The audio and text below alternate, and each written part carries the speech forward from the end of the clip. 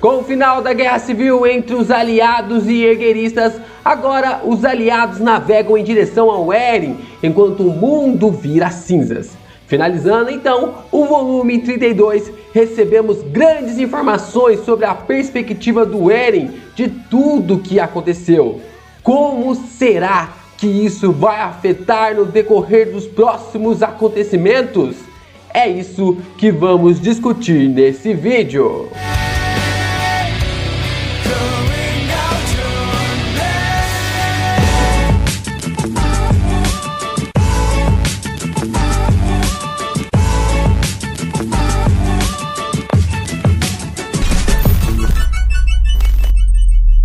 Yo, Geeks! Aqui é o LP e você está no canal do Geek Brasil. Fiquem ligados porque esse vídeo contém spoilers do capítulo 130 de Shingeki no Kyojin. Sim, pessoal, estamos finalmente de volta com o nosso queridinho Eren. Sim, tem muitas revelações nesse capítulo. Cara, é um dos melhores capítulos. Eu chego até a dizer que é o melhor capítulo do ano até agora. Até o momento é o melhor capítulo disparado. Mas antes de a gente falar sobre o capítulo e muitas análises e polêmica envolvendo as traduções, já deixe o like nesse vídeo, já se inscreva aqui no canal e também compartilha ele com seus amigos. E é claro, se você quer receber o capítulo pela Scan Explorer, você pode entrar lá no meu Discord, receber o capítulo em primeira mão lá no Discord e aguardar que o capítulo já sai. Informações quentinhas vindo de um passarinho.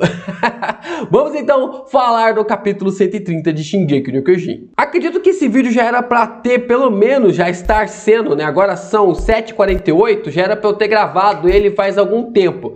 Só que os gringos resolveram sacanear na tradução e acabaram metendo os pés pelas mãos, enfiaram algumas coisas que não tinham nada a ver e parecia que algumas falas não estavam fazendo sentido. Então, por mais que a gente goste de publicar algo rápido para a gente poder discutir, a gente prefere um pouco mais de pé no chão, de observar um pouco mais sobre o contexto do mangá e do estilo de fala do Isayama, de coisas que não fazem nenhum sentido, né? Por exemplo, colocaram falas da história de que ela queria engravidar do Eren, né? A gente vai falar um pouco disso mais para frente nesse vídeo, mas explicitamente assim não teve nada relacionado a isso durante o capítulo. As traduções feitas pela Scan Explorer mostraram definitivamente que não tem nada a ver com isso e que em breve irá ser publicado no site da Scan Explorer. Bom, o capítulo então, vamos falar então do capítulo, né? O capítulo começa com a Anne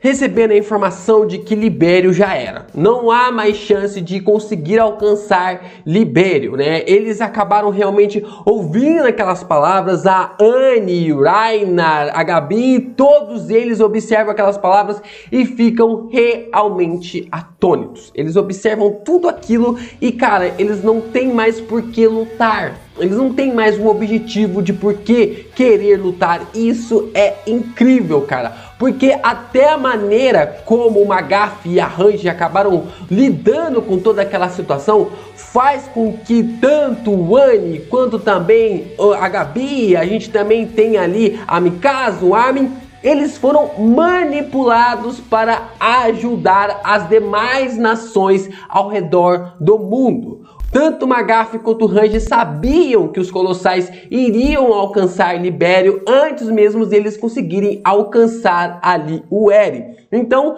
tanto o Magafi quanto também a Hanji tiveram a ideia ali de reagir a essa atitude para manipular essas informações, para fazer com que tanto Ragnar, Gabi e também outros personagens que são pertencentes ali a Libério pudessem ajudar no plano. E a gente observou que a Anne ficou putaça com essas informações e decidiu abandonar o bando, né? Porque se ela não podia mais salvar o seu pai, por que ela iria continuar ali? E além do mais, ela acaba questionando os personagens que estão naquele exato momento, que se for necessário eles matarem o Eren, será mesmo que eles vão conseguir? E pelo silêncio, né, que é aquela frase clássica de quem cala consente, mostra que eles não vão conseguir matar o Eren se chegar a hora. Se for necessário, né, se tiver alguma atitude para matar o personagem, eles não vão conseguir, o que faz com que a Annie realmente, quando o barco atracar ali na cidade onde eles vão buscar o avião, ela acabe abandonando os Vingadores. Bom, então finalmente nós temos a perspectiva do Eren de todos, ou de quase todos os fatos. O Isayama ainda ficou segurando algumas coisinhas ainda, mas a gente vai falar disso daqui a pouco. Tanto suspense, tantas coisas assim pra gente poder conversar. Então o Eren acaba realmente observando na perspectiva do personagem dele beijando a mão da Historia. E quando ele beija a mão da Historia antes do time skip, ele recebe vários fragmentos de memórias, né? A gente tem ali a Mikasa chegando em Libério, a gente tem o Zeke segurando a cabeça dele, né? Pelo menos ele enxergando o Zeke segurando a cabeça dele. A gente tem o Falco, temos vários outros personagens que aparecem nessas memórias específicas que acabam dando essa introdução para o personagem se questionar onde tudo isso começou. Onde essa desgraça envolvendo a humanidade e os Eldianos começou? Será que foi no dia que ele estava sentado debaixo da árvore aonde a Mikasa acordou ele? Será que foi no dia que libertaram os porcos e fizeram com que a Ymir acabasse sendo punida? Será que foi o dia que seu pai realmente acreditou que o Império Eldiano poderia ser realmente colocado de volta em prática, levantando uma fúria nacionalista sem limites?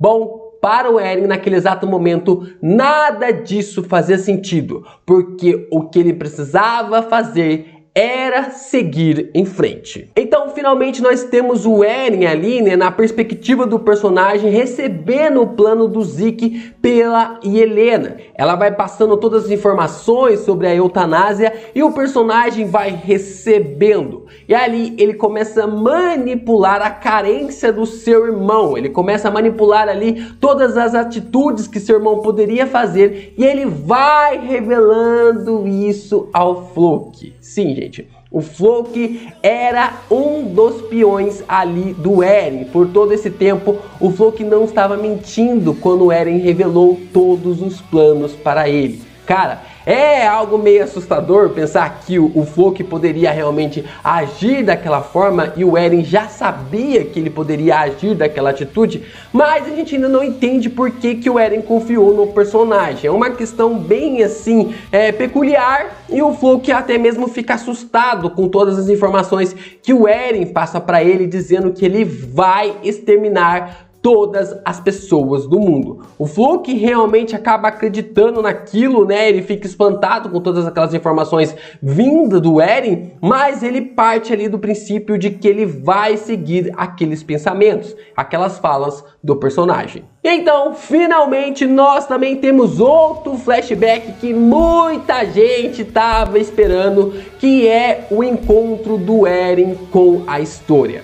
Os dois personagens ali estão conversando sobre todas as atitudes que ele vai tomar dali em diante. O Eren não confiava mais na Mikasa, o Eren não confiava mais no Armin, e a única pessoa que ele conseguiu enxergar como alguém igual e que podia pensar em certas atitudes como ele estava pensando era a rainha Historia. Nesses fatos, o Eren vai falando para ela, vai dialogando para ela de que eles decidiram, né, os deputados, podemos dizer assim, eles acabaram decidindo de que iriam dar o Zeke para ela comer assim que ele chegasse na Ilha Paradis. E o Eren fala que não, que isso não é uma atitude que ele concorda, que ele não acha que vai ser solucionado o problema dos Eldianos se tiverem ali tanto a coordenada quanto algum titã que possa ter realmente ali o sangue real. Porque depois de várias e várias gerações envolvendo a história,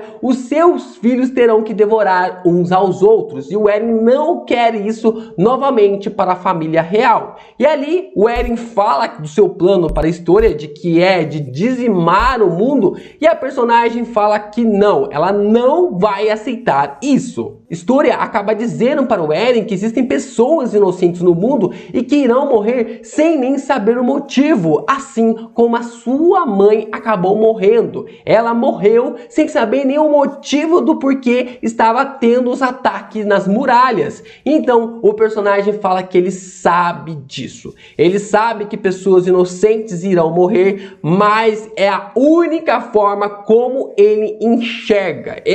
É a única maneira que o Isayama conseguiu colocar o personagem num beco sem saída, numa sinuca de bico, e a única forma de sair dali é realmente dizimando toda a humanidade. Pelo menos é aquilo que a gente está observando no decorrer durante toda a obra de Shingeki no Kyojin, e não vai passar disso, cara. Basicamente, esse capítulo 130 concretizou isso. E o Eren fala que não existe outro jeito de se quebrar o ódio a não ser fazendo dessa forma, de dizimar toda a humanidade. História então fala que mesmo o Eren conseguindo fazer isso, ela não vai conseguir viver mais com orgulho. Na versão ali, né, na tradução do coreano, fala sobre viver com o peito aberto, né, como se fosse realmente viver ali de uma forma um pouco contente, alegre, como ela realmente agia na forma de brincar como uma rainha, né, até mesmo quando ela vai atacar o Levi, né, naquela vez que ela dá um soco no personagem, ela vai meio que tipo assim, né,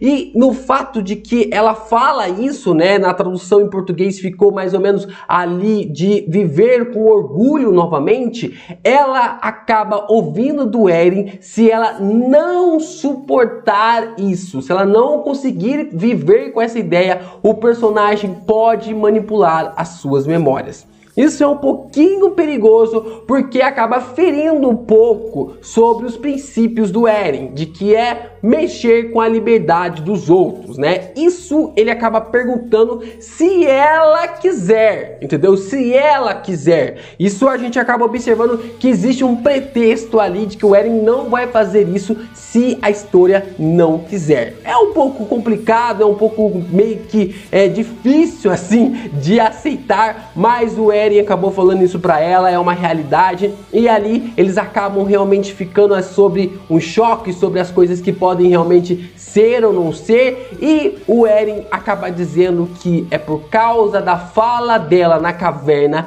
é por causa daquilo que estava realmente acontecendo durante todo aquele percurso da personagem desistir de devorar ele, naquele momento em que a história fala para o Eren, né, de que ela é a pior pessoa do mundo, que ela é a pior pessoa que já viveu pela história. E nessa questão, naquele momento, a história fala para o Eren que ela é a inimiga do mundo. E essa fala e essa frase que eu sabia que o Isayama ia usar isso em algum momento, faz a história cair na realidade. Cara, eu tô muito empolgado com esse capítulo, velho. O mangá então passa a focar no flashback envolvendo ali ao Zeke e ao Eren, né? Naquela vez que eles estão conversando, estão realmente se conhecendo pela primeira vez, e ali o Eren acaba questionando sobre as dores de cabeça e os poderes do Archman.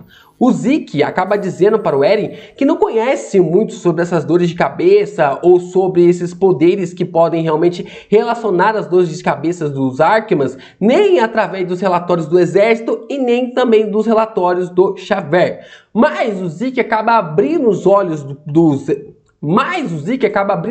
Eren para outro ponto, de que as dores de cabeças e as sensações e o grude que a Mikasa tem no personagem não é só porque ela é uma Archman. Olha só, o Zeke, conselheiro amoroso, acaba dizendo para o Eren que existe algo mais além. Existe algo que mostra que a Mikasa está apaixonada pelo Eren. O Zeke acaba dizendo para ele, e o Eren meio que tipo, o que você tá falando, né? Tipo, o que você tá dizendo? O Eren mesmo fica meio assim, mas ele percebe que a Mikasa realmente, durante todo esse tempo, ele percebeu isso quando ele estava reagindo com as pessoas ali que estavam sendo refugiados no país de Marley, e nessa questão, quando o Zeke acaba falando, olha, você ainda tem um tempinho de vida, por que você não faz um filho? Né? Por que você não faz um filho? Por que você não tem um filho? E o Eren acaba pensando não na Mikasa.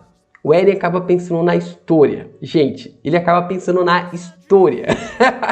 Cara, é uma transição porque dá a entender, o Isayama pelo menos dá a entender que o Eren é apaixonado pela história. Ou pelo menos não vamos dizer apaixonado, mas sente algo pela menina, né? Pela garota história, pela rainha história.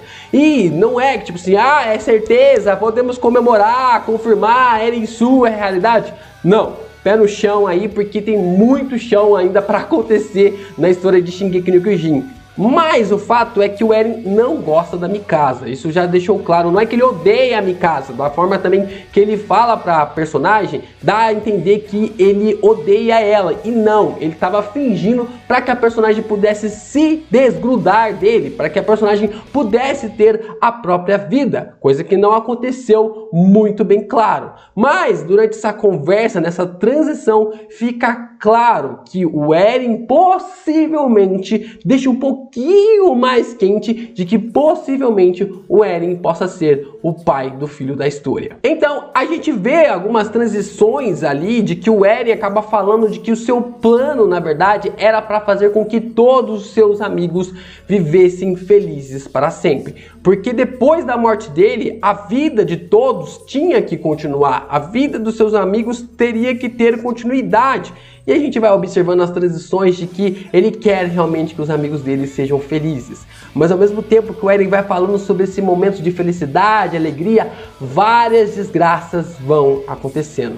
Sasha morre, o personagem, aquele garotinho que eles salvaram, que estavam roubando a sacola do Levi, acaba sendo espancado e pelo que dá a entender até a morte. Muitas coisas começam a acontecer e o Eren vai ficando cada vez mais desesperado, mostrando que tudo aquilo que ele avistou beijando a mão da história é realmente realidade. E além disso tudo, nessas transições de memória, na guerra envolvendo aos Marleyanos e os países orientais, nós observamos como o Eren chegou até aquele momento do seu encontro com o Falco. Ele acabou colocando ali uma munição no seu olho e arrancou uma das suas pernas com uma faca. Então a gente vê toda essa transição do personagem até ele encontrar o Falco. E ali nessas transições envolvendo o personagem, nós temos vários quadros, vários momentos.